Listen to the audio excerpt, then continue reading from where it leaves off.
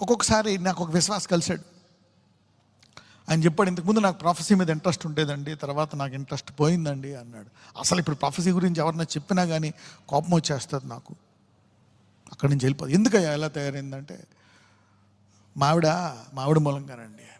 చాలా ప్రార్థనాపరాలు, మంచి ఆమె విశ్వాసాన్ని చేసుకున్నానండి.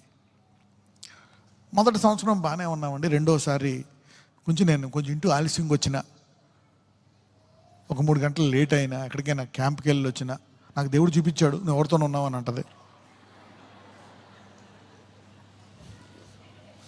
నేను బిజీగా పనిచేసి వస్తే మా ఆవిడ ఇలాగ అన్నం ఉంటాడు, నాకు చూపించాడు. అలా చెప్తుంటే నాకు అసలు ప్రొఫెసీ మీద విరక్తి పుట్టేసింది సార్. అంటే నేను ఆయనకి ఏం చెప్పను, నేను ఇంకేం మాట్లాడలే, వాక్యం కూడా చెప్పలే. ఏ మ్యాన్ అని చెప్పి భోంచేస్తూ లోకముచ్చట్లు మాట్లాడి జేజే. అంటే సొంత ఇంట్లో ఉండాము ఎంత